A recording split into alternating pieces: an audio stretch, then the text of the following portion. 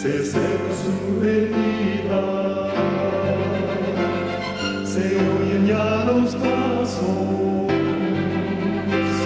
del rey que se aproxima. Hasta de aún nos queda anunciar al pueblo gente que Jesús está volviendo.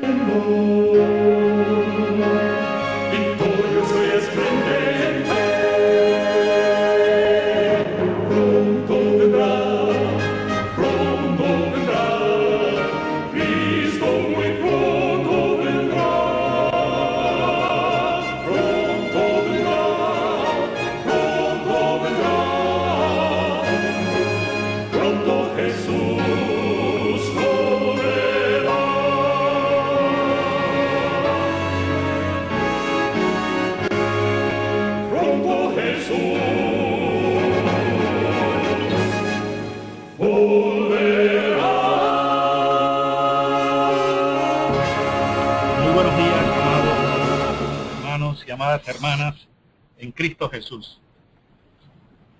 Es un privilegio para mí poder estar con ustedes en esta mañana del santo día del Señor, el santo sábado, que nos conmemora dos cosas muy esenciales.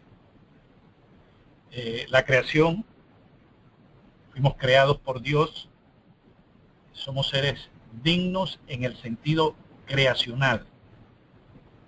Y claro, después del pecado perdimos esa dignidad, pero fuimos creados.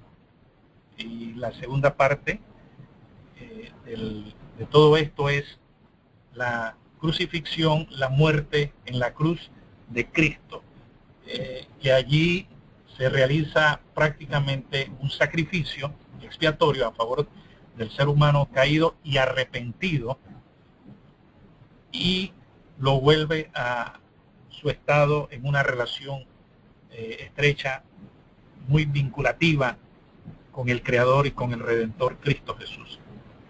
Así que el sábado entraña profundo significado y nos vuelve a vincular con nuestro Creador y con nuestro Redentor. Y gracias a ese Redentor Cristo Jesús volvemos a estar en paz con Dios Padre y entrar en una nueva relación.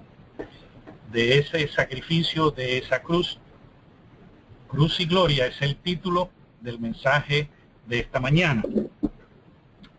El primer mensaje básicamente estaba relacionado con la cruz también, y este segundo también está básicamente muy relacionado. Sigue la secuencia, cruz y gloria.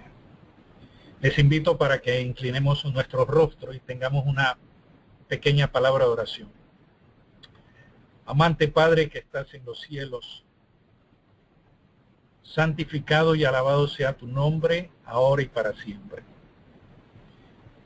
Es con gozo, es con gratitud en nuestros corazones que nos acercamos a ti en este momento, buen Dios, para que a través del Espíritu Santo vengas a traernos el pan de vida, vengas a alimentarnos de tu palabra, que sea tu palabra la que nutra nuestros corazones y nuestras almas. Estamos muy necesitados de ese pan, el pan de vida que es Cristo Jesús. Vivimos tiempos solemnes, vivimos tiempos difíciles, estamos casi por entrar a la Canaán celestial. Y tú nos invitas para abandonar este mundo, abandonarlo todo como tu Hijo amado nos los ejemplificó. Todavía estamos aferrados, Padre eterno, a muchas cosas de esta tierra. Pero en esta mañana necesitamos que nos lleves allí donde estuvo tu Hijo amado Jesús, en la cruz del Calvario. Nos lleve a la cruz de Él. Y que a través del Espíritu Santo abra nuestras mentes, nuestros sentidos. Tu palabra pueda llegar a lo más profundo de nuestros corazones y traiga conversión a nuestras almas. Que no sea un mensaje más, sino un mensaje que traiga transformación, que traiga vida, la vida de Cristo Jesús. Lo pedimos en el nombre de Jesús. Amén. Ya habíamos dicho en el mensaje anterior que la cruz fue el centro de la predicación del Nuevo Testamento. Toda predicación basada en la palabra de Dios, en un así dice el Señor, es fundamental, es esencial, pero que debe estar fundamentada en la cruz de Cristo. Con razón el apóstol Pablo, un destacado predicador, evangelista y teólogo, en eso él se evocó, en predicar de la cruz de Cristo. Quiero que abramos la palabra de Dios en 1 Corintios 1, 17 y 18. 1 Corintios 1, 17 y 18. Palabra de Dios. Porque no me envió Cristo a bautizar. Inspirado, el apóstol Pablo expresó esto. Sino a predicar el evangelio. No con sabiduría de palabras, para no anular la eficacia de la cruz de Cristo. Hoy en día probablemente y seguramente escuchamos a tantos predicadores predicar de tanta basura, utilizan lo más sagrado que hay en un templo adventista y predicar tanta basura. Exaltan a las madres en el Día de las Madres que el mundo escogió. Por ejemplo, en Panamá, ahora el 8 de diciembre, el mundo pagano y el mundo corporativo, también adventista corporativo, de eso se van a dedicar, a exaltar a María y a todas las Marías, a todas las madres. Y qué tristeza que se dedique un sermón, un púlpito, para exaltar a las madres, cuando el púlpito es para exaltar a Cristo Jesús, es para exaltar la cruz de Cristo. Ahora se han inventado el Día del Pastor, el Día de las Mujeres, el Día del Niño, el Día del Buen Samaritano, y tanta basura que se inventan. Pero todo esto es estratagema del enemigo, estrategia del enemigo y de los jesuitas para distraer al pueblo de Dios. Y ellos tendrán que dar cuenta en el tribunal de Cristo.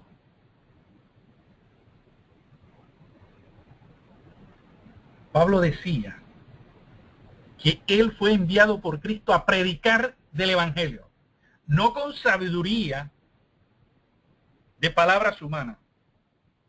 Porque al predicar con tanta verbolacia humana, tanta filosofía, anulamos la eficacia de la cruz. Por eso hoy en día muchos sermones no tienen el poder de convertir, ni en campañas evangelísticas, ni en los templos. ¿Por qué? Porque el mensaje de la cruz es locura para los que se están perdiendo. Pero para los que estamos siendo salvos, es poder de Dios. Esa es la cruz de Cristo. Permítanme destacar dos hechos que Pablo afirma en este pasaje. El primer hecho. Predicar la cruz y predicar el evangelio son sinónimos. Es preciso recordarlo, puesto que solemos predicar muchas cosas en nombre del evangelio, que son en realidad los frutos o la esperanza del evangelio, pero no el evangelio mismo. Por importantes que sean estas cosas, el evangelio es Jesucristo y este crucificado. Y la hermana White dijo en el volumen 6 del comentario adventista, la página 1113, Cristo colgado de la cruz era el Evangelio. El segundo hecho que Pablo afirma en este pasaje de 1 Corintios 1, 17 y 18 es el poder de Dios que está en la cruz. En Romanos 1, 16, porque no me avergüenzo del Evangelio, porque es poder de Dios para salvación a todo el que cree. El poder está en la cruz de Cristo. Predicamos a Cristo crucificado para los judíos tropiezo y para los gentiles necedad. Pero para los llamados, o sea, para usted y para mí, que hemos aceptado a Cristo, a los que estamos siendo salvos por Él, porque la salvación es un proceso diario que puede terminar al morir, cuando el Señor nos llame al descanso, o cuando Cristo venga en su segunda venida, que podamos levantar las manos y con gozo decir, aquí está nuestro Dios a quien hemos esperado y Él nos salvará. Los que estamos siendo salvos por Él, así judíos como griegos. Cristo es el poder de Dios y la sabiduría de Dios. 1 Corintios 1, 23 y 24. Y él agrega en el capítulo 2, versículo 2, más adelante, el apóstol Pablo, me propuse no saber nada entre vosotros, sino a Jesucristo y a este crucificado. Y en Gálatas 6:14, lejos esté de mí gloriarme, sino en la cruz de nuestro Señor Jesucristo. He presentado esas dos grandes verdades vitales relativas a la cruz de Cristo. En el primer mensaje llegamos a ver cómo la cruz expuso a Satanás como asesino. Todos los males que se den en este mundo es responsabilidad de Satanás. Todos. No podemos decir hay uno o dos exceptos que no lo son. Todos los males, si son males, son de él. Es imprescindible que todo cristiano adventista del séptimo día lo comprendamos, a fin de no ser engañados por él. Recordemos, mis amados hermanos, que Satanás es mentiroso y asesino. Y también logramos ver que el pecado de cada uno de ellos, el pecado del ser humano, por más pequeño que se vea, conlleva en esencia la crucifixión de Cristo. Eso significa que hemos de odiar al pecado por lo que es. ¿Y qué es el pecado? Crucificar a Cristo.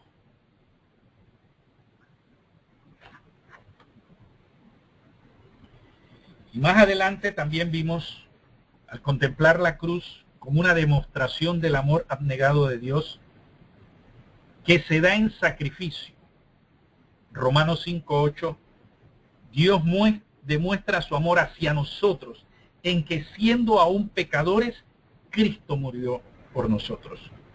Nunca olvidemos eso.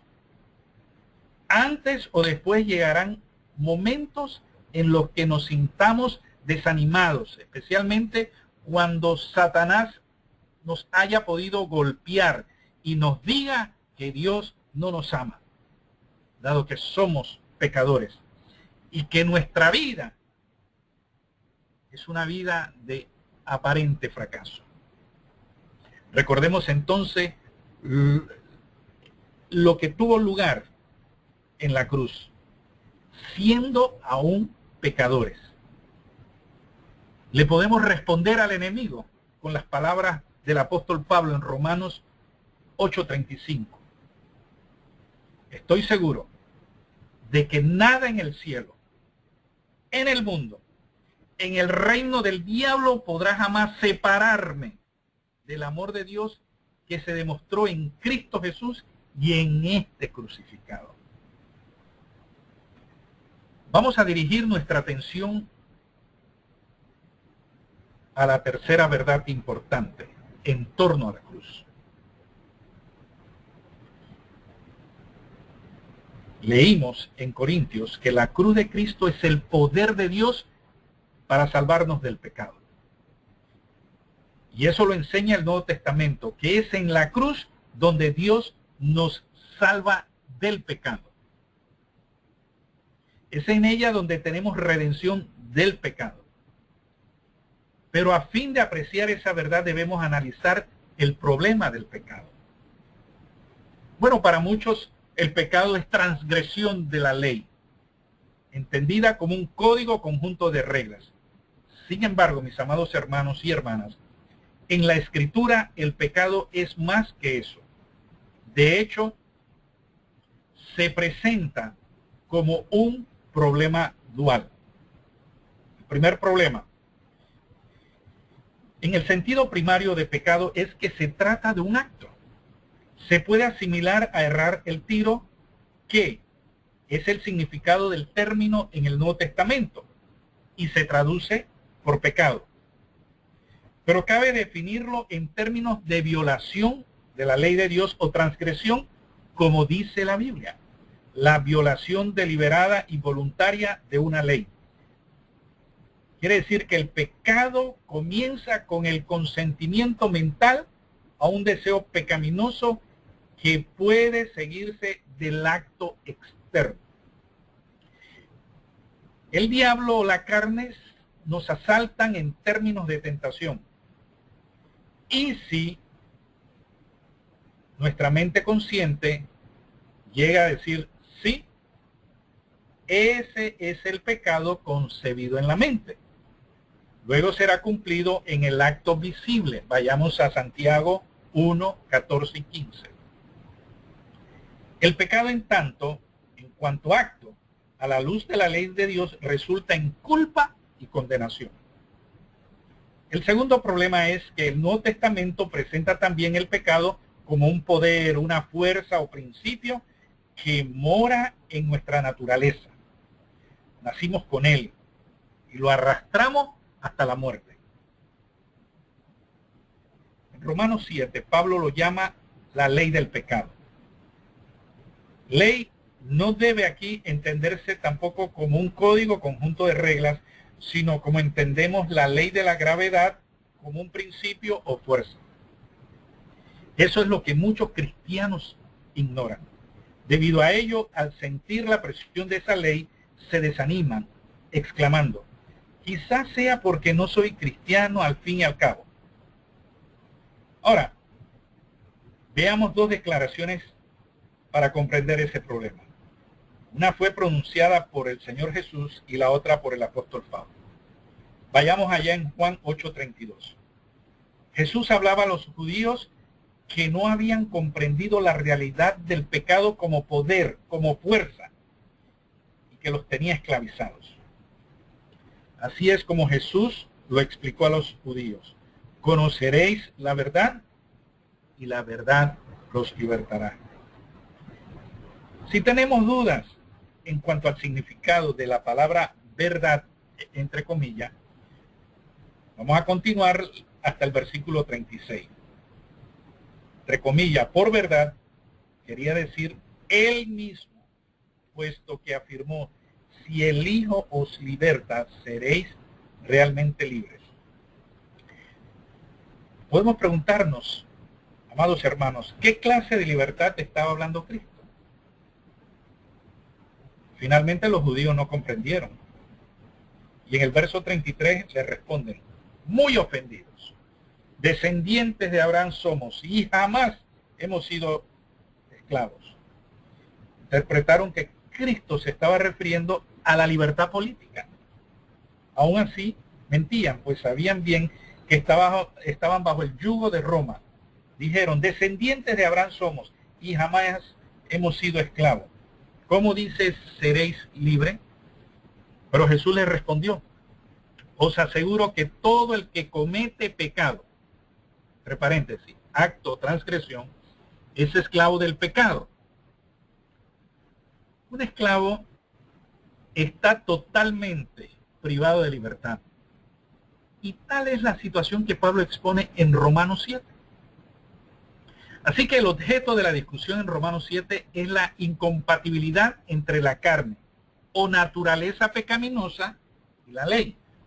Por supuesto, la naturaleza del creyente y del incrédulo son idénticas, de forma que la cuestión clave no es si Pablo está refiriéndose aquí al convertido o al inconverso. Recordemos, hermanos, que al aceptar a Cristo no cambia la naturaleza. Sigue siendo pecaminosa 100% y sujeta al pecado. Pero en Romanos 7:14 el apóstol afirma, sabemos que la ley es espiritual, pero yo soy de carne, vendido al poder del pecado. Y en los versículos 15 al 23 lo explica así, y si hago lo que no quiero, ya no lo hago yo, sino el pecado que mora en mí. Veo que en mis miembros, otra ley, se refiere aquí al pecado como una ley, como un principio o fuerza, que lucha contra la ley de mi mente y me somete a la ley del pecado que está en mis miembros. Cada uno de nosotros, creyente o incrédulo, tiene en sus miembros la ley del pecado. Eso es lo que hace imposible que vivamos por nosotros mismos la vida que quisiéramos vivir. Pablo dice, no hago el bien que quiero, sino el mal que no quiero. Observemos que en la primera parte del versículo 25, Pablo emplea una expresión clave. En el original Hermano, griego, perdón, hermano, dígame. que se está viendo entrecortado. Ok. En el griego autos ego, que por desgracia pocas traducciones vierten fielmente al castellano. Así, dejado a mí mismo, con la mente sirvo a la ley de Dios, pero con la carne a la ley del pecado.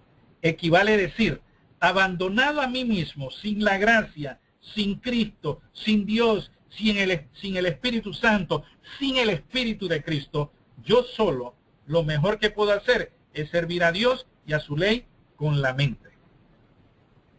Pero con mi naturaleza me resulta imposible. Tratando de obedecer sin Cristo, no logro salir de la más abyecta esclavitud del pecado.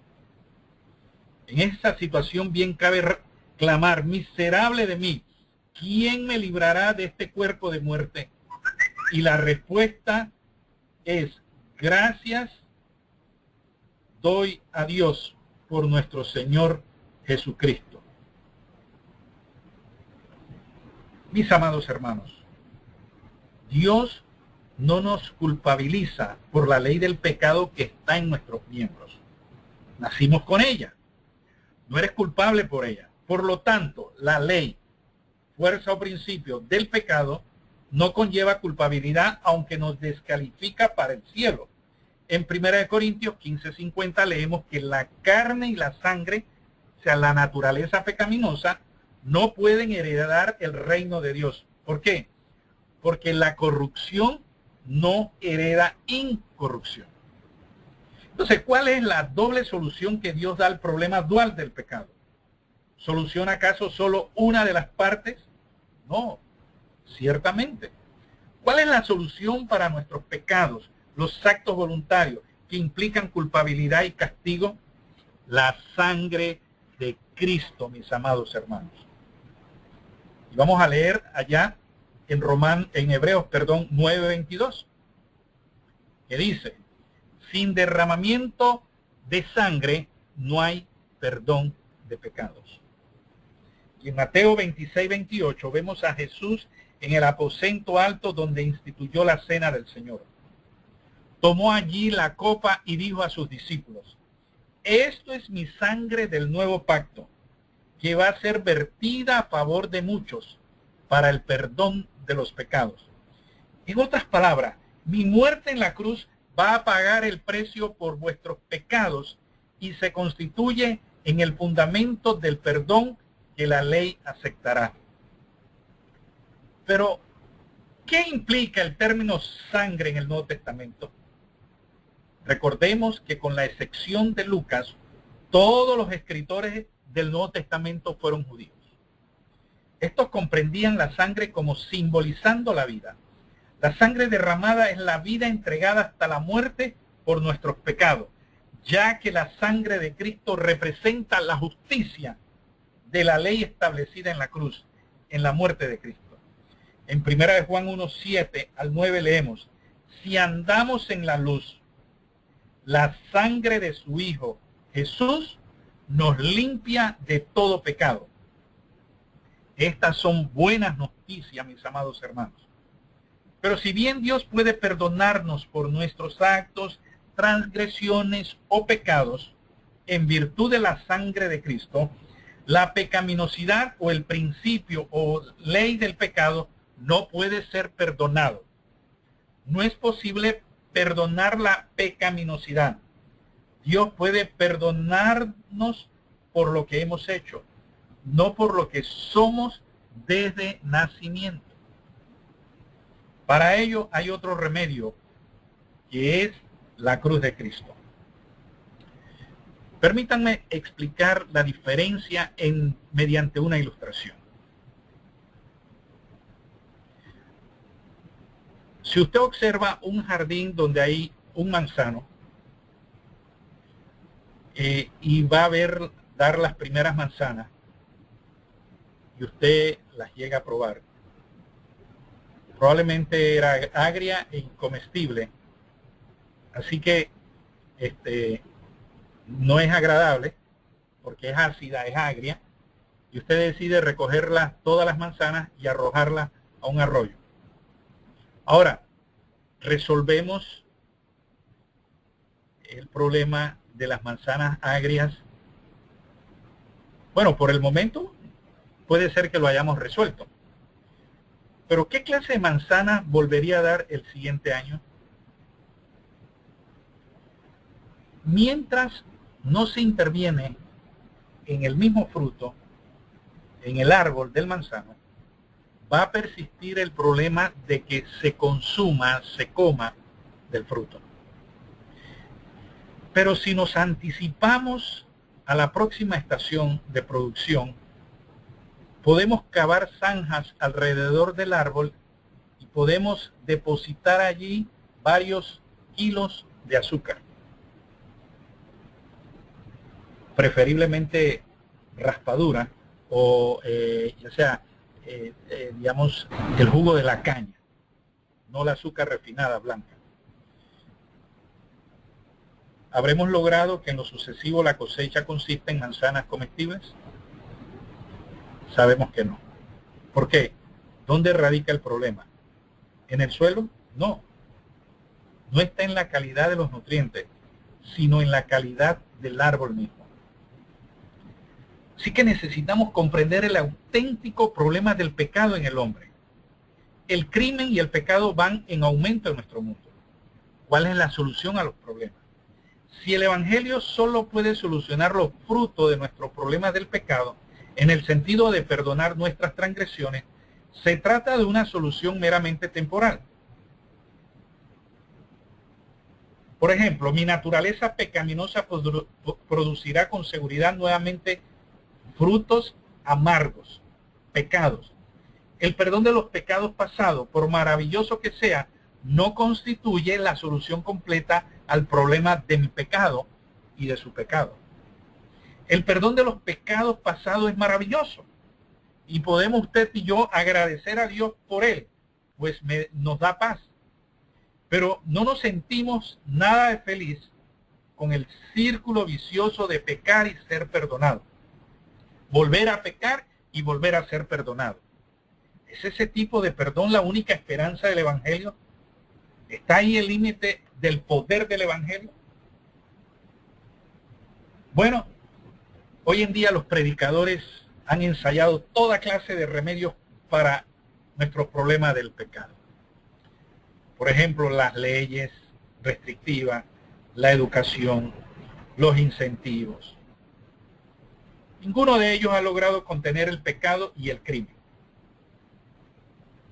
y ahora con tanta tecnología para monitorear las actividades de los ciudadanos en las ciudades, lo cual eso viola los derechos constitucionales de los ciudadanos, la libertad. Así que no hay una solución en las ideas humanísticas. Por ejemplo, el marxismo pretendía ser una solución científica al problema del pecado del hombre. Parecía bueno y maravilloso, pero aquella hipótesis necesitaba confirmación. Rusia lo intentó durante unos 75 años y fracasó estrepitosamente. Lo mismo que China. No hay ninguna solución capaz de resolver nuestro problema del pecado. Así pues, permanece la cuestión. ¿Cuál es la solución a nuestro problema del pecado? ¿Es cambiar el entorno político y económico? Si arrancamos el manzano y lo sitúo en un campo de naranjos, ¿comenzará entonces a producir naranjas? No. Hace algunos años, no sé cuántos recuerdan, cierto movimiento pretendió hacer lo mismo. Se denominaba The Moral Rearmament, pretendiendo que si uno se arma con amor, pureza y honestidad, el mundo cambiará mejor. Prometía evitar cualquier otra guerra. Ese movimiento agoniza hoy, sin haber conseguido nada, ninguno de sus objetivos. Y la razón por la cual la iglesia cristiana languidece es por no haber reconocido la respuesta dual del evangelio al problema del pecado. Pero el poder del evangelio no solo está en la sangre de Cristo, sino también en la cruz de Cristo. En virtud de la sangre de Cristo derramada, Dios puede perdonar los pecados, pero la pecaminosidad no puede ser perdonada. Es necesario que continúe. Uno de los errores que solemos cometer al hacernos cristianos es que pensamos que con la ayuda de Dios podemos cambiar nuestras naturalezas pecaminosas. Pero no hay tal. En Juan 3:6, Jesús dijo a Nicodemo, lo que nace de la carne, carne es. O sea, es siempre carne. Y lo que nace del Espíritu, es Espíritu. Así que la solución divina al problema de la carne pecaminosa no es el mejoramiento o la conversión de esta. Hemos reflexionado, hemos meditado, nos hemos preguntado, ¿cuál es la respuesta de Dios en lo referente a la carne? ¿Sabemos cuál es su veredicto? Crucifixión. La carne ha de morir. Esa es la receta. Esa es la solución. Dios nos perdona los pecados mediante la sangre de Cristo, pero no nos perdona la pecaminosidad. ¿Le suena esto herético? No, no es herético.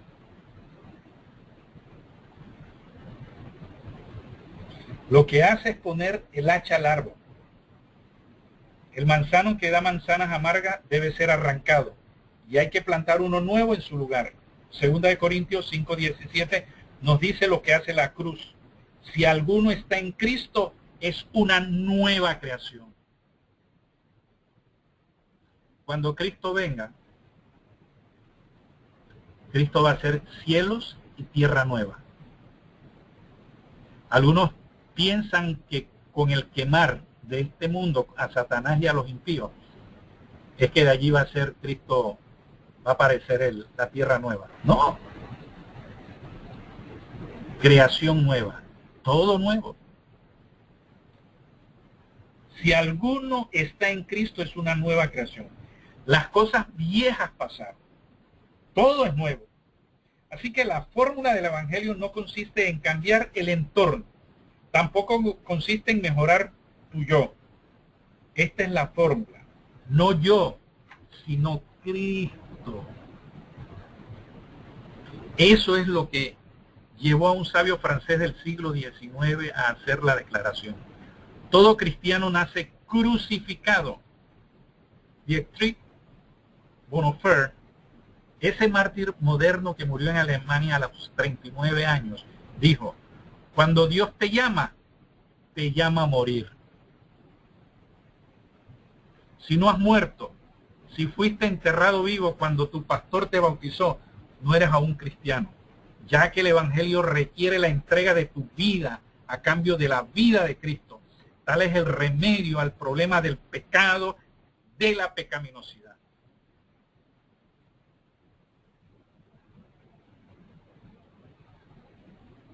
Yo recuerdo, voy a compartir esta experiencia. En casa somos 7 hermanos. Cuando éramos muchachos, y ya teníamos uso de razón, y nos peleábamos entre nosotros, cuando mi madre se había enterado, después de darnos una buena disciplina corporal, al rato nos llamaba con la hermana o el hermano que me había peleado y nos decía, tienen que pedirse perdón. Y mire, yo prefería que me diera de nuevo con la vara que me había dado corporalmente que pedirle perdón a mi hermano o a mi hermana. Y eso allá que no quería, esa era la naturaleza. La pecaminosidad que no quiere. Ese es el yo. La muerte de Cristo no significa que un hombre muriera en lugar de todos los hombres. La Biblia no enseña tal cosa. Cierto, Cristo murió por nosotros, en el sentido de que gustó la muerte por todos. Tú y yo como cristianos, como adventistas del séptimo día, nunca habremos de experimentar la segunda muerte que Cristo gustó en la cruz. Y agradezcamos a Dios Padre por ello. Amén. Pero cuando murió, no se trataba de un hombre muriendo en lugar de todos los hombres. Eso es pura ilegalidad. Ninguna ley divina humana lo sancionaría. De acuerdo con la enseñanza del Nuevo Testamento, fueron todos los hombres los que murieron en un hombre. La muerte de Cristo fue una muerte corporativa.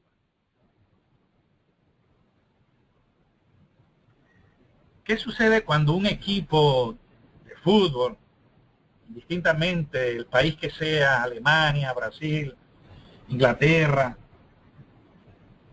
se gana un campeonato mundial? ¿Quién se alegra? Bueno, no solo el equipo ganador, sino toda la nación, pues está en él representada.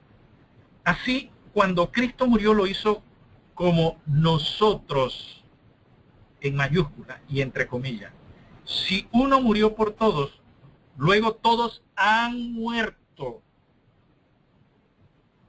2 Corintios 5:14.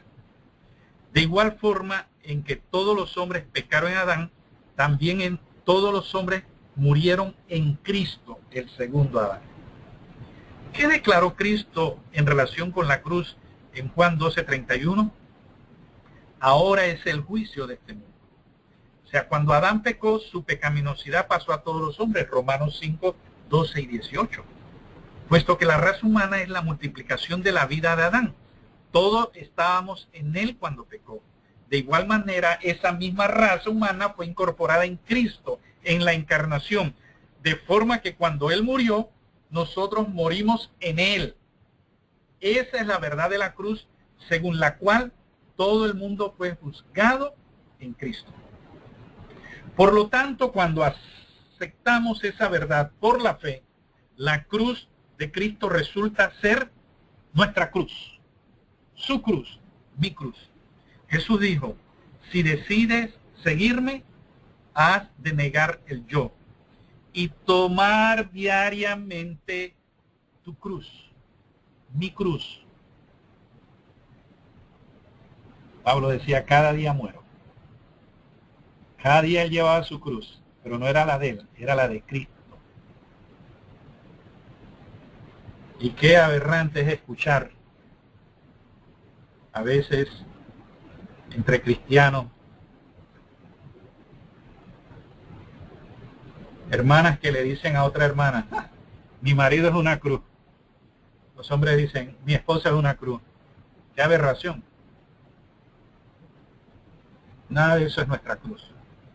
Si queremos salvación, nuestra única cruz y divina y santa es la cruz de Cristo.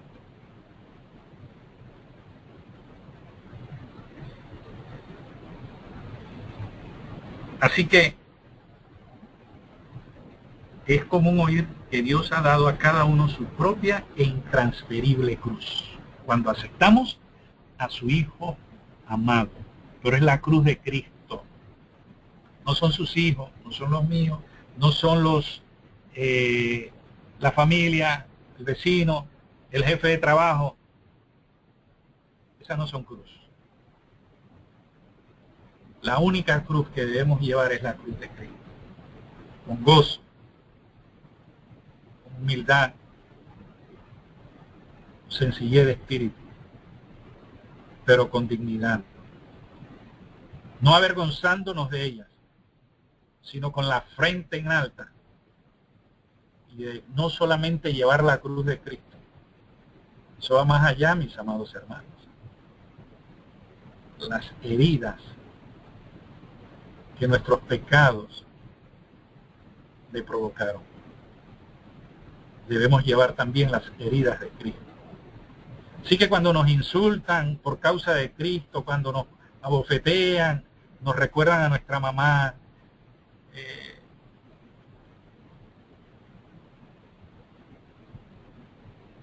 eso no es nada. Cristo fue abofeteado, fue escupido, fue difamado, fue burlado. Y yo siempre me pregunto, ¿por qué tengo que molestarme? A veces nos molestamos con nuestra pareja, a veces nos molestamos con la familia, con actos desagradables de otras personas, pero nos molestamos con nosotros mismos por los pecados que cometemos, por los errores que cometemos, por las malas intenciones que cometemos, aunque no la hayamos realizado. Así que solemos identificar la cruz del creyente con las penurias de la vida. Se concluye que cada uno tiene una cruz distinta a la del resto. Algunos dicen que tienen cruces pesadas y otras livianas. Algunos las tienen grandes y otras pequeñas. Y algunos llegan a decir que las dificultades nos hacen a menudo exclamar, el Señor me ha asignado una cruz muy pesada. Eso no es, hermano. Eso no es. Es una aberración. La única cruz nuestra es la cruz de Cristo.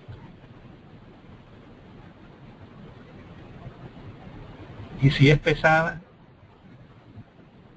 Él está a nuestro lado y nos ayuda a llevarla. Y si Él nos ayuda a llevarla, la vamos a llevar hasta el final, por la gracia de Él. Así que la Biblia no enseña eso en ninguna parte. Dios nos da a cada uno unas cruces individuales. Dios solo da una cruz que puede salvar. Esa es la cruz de Cristo. Y se trata de una cruz corporativa. Al hacernos cristianos, la cruz de Cristo se convierte en nuestra cruz. Las congojas de la vida no constituyen la cruz, puesto que afligen igualmente a los incrédulos. Los cristianos no son los únicos que deben enfrentarse a problemas en esta vida. Hace 8 días, una semana, el avión que cayó en Colombia, que venía de Brasil, el que conducía esa nave era un piloto adventista. Y se comenta de que él acostumbraba a hacer culto con todos en la nave antes de salir. Y oraba antes de salir con todos y la tripulación.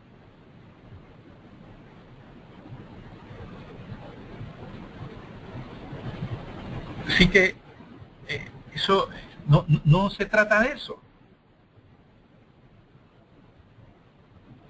La cruz de Cristo es la que recibimos, la que recibo, la que tú recibes como tu cruz. Cuando aceptas a Cristo y a este crucificado.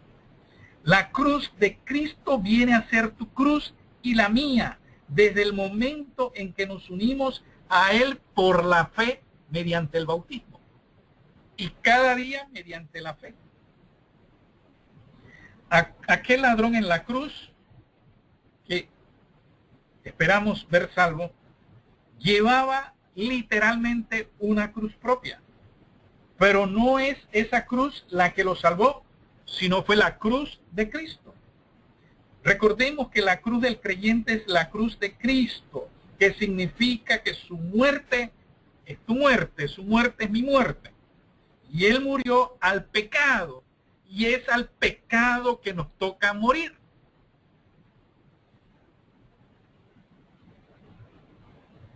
Después de ilustrar el problema ocasionado por la ley del pecado en Romanos 7:24, el apóstol exclama: ¿quién me librará de esta ley del pecado y muerte? De este cuerpo que me arrastra a la tumba, debido a la ley del pecado que mora en mí. Su respuesta triunfal es: gracias doy a Dios por el Señor nuestro Jesucristo.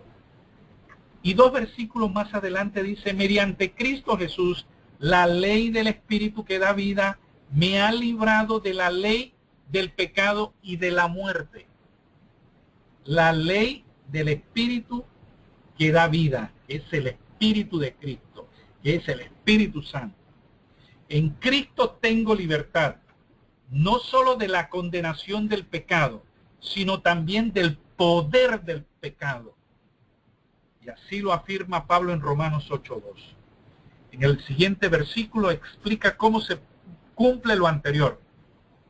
Porque lo que era imposible a la ley, por cuanto era débil por la carne, Dios, al enviar a su propio Hijo en semejanza de carne de pecado, y como sacrificio por el pecado, condenó al pecado en la carne. Podemos observar 2 cosas en este versículo. Primero, Cristo se identificó a sí mismo con nuestros problemas del pecado, haciéndose en todo como nosotros. Y podemos ver Hebreos 2:14 al 18. En la segunda observación de este versículo es que se resolvió el problema del pecado, condenando la pecaminosidad en la carne.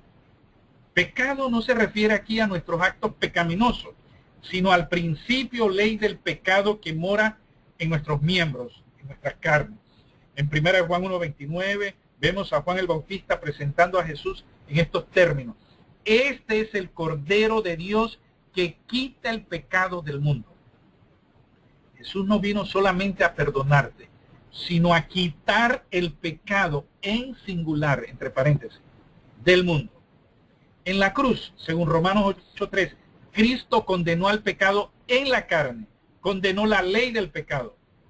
No disculpó, consintió, ni excusó, sino que condenó, ejecutó la ley del pecado, a fin de que la justicia de la ley pudiera cumplirse en ti y en mí, que no andamos según los deseos de la carne, sino según los deseos del Espíritu. Romanos 8:4. Dicho de otro modo, la solución que Dios tiene para nosotros en el doble problema del pecado se encuentra en Cristo y en este crucificado. Dado que aceptó la paga del pecado de cada uno de nuestros pecados, su sangre nos limpia de todo pecado. Pero nosotros fuimos muertos con Él. Dios aplicó el bisturí a la raíz misma, al origen del problema del pecado, que es el poder o el principio del pecado. De acuerdo con 1 de Pedro 2:24, Cristo llevó nuestros pecados en su cuerpo, sobre el madero, para que nosotros podamos morir a los pecados y vivir a la justicia. Repitamos esta gloriosa verdad de la cruz. Nuestra muerte en Cristo es esencial por dos motivos. Si analizamos el pecado en sus dos aspectos, en primer lugar, nuestra muerte en Cristo es imprescindible para que la justificación sea aceptable desde el punto de vista legal. Ciertamente todos los hombres murieron objetivamente en Cristo, pero si rechazas esa muerte como la tuya propia, si rehusas identificarte con la cruz de Cristo, estás rechazando tu muerte en Cristo, lo que impide que su sangre pueda perdonarte legítimamente. Es por ello que en 1 Juan 1, 7 al 9 dice que si andamos en la luz, que es la luz de la verdad de la cruz, entre paréntesis, la sangre de su Hijo Jesús nos limpia de todo pecado. En segundo lugar, nuestra muerte en Cristo se dirige a la raíz misma del problema del pecado. Pone coto a la ley del pecado que está en mis miembros, en tus miembros. Bueno, pensemos de esta forma. Si algún día usted tiene que asistir al funeral de un alcohólico, nunca se le ocurra llevar una botella de licor y ofrecérsela al difunto. No la va a aceptar. Él terminó con la bebida. Se acabó para él el problema del alcohol. La solución de Dios al problema del pecado no es mejorarnos. No es hacernos mejor. Esa es la idea allá afuera en el mundo. Que oiga a Francisco desde el Vaticano y oiga a Barack Obama y oiga al gobernador de su estado o al presidente de su país, dependiendo donde uno esté, decir que los programas que la ONU, la OEA y las grandes élites tienen es para hacer mejores ciudadanos. Estas leyes es para hacer mejores ciudadanos, mejores. Porque ellos reconocen que no pueden cambiar la naturaleza pecaminosa del ser humano. Así que la solución de Dios al problema del pecado no es mejorarnos. Su antídoto contra el poder del pecado es atacar a sus mismas raíces mediante la cruz de Cristo. La cruz de Cristo viene a ser entonces el poder de Dios para salvación. Y en Gálatas 5:24 leemos, los que son de Cristo han crucificado la carne con sus pasiones y sus malos deseos. Así es como debe estar la carne con todos sus deseos, crucificada. Romanos 13:14, vestíos del Señor Jesucristo y no fomentéis los malos deseos de la carne. Vivid según el Espíritu y no satisfagáis los malos deseos de la carne. Gálatas 5:16. Amén. ¿Queremos obtener la victoria sobre el poder de la carne? La encontraremos en la cruz de Cristo. No en tus promesas, no en nuestras resoluciones. Estas son telarañas. En Juan 12:24, Cristo Jesús dijo, os aseguro que si el grano de trigo no cae en la tierra y muere, queda solo, pero al morir lleva mucho fruto. Que Dios nos bendiga para que en esta mañana el Espíritu Santo nos coloque a los pies de la cruz de Cristo y nos lleve a morir la muerte de Cristo y a tomar en esta mañana la cruz de Cristo Dios Padre nos quiere dar. Que el Señor nos bendiga. Amén.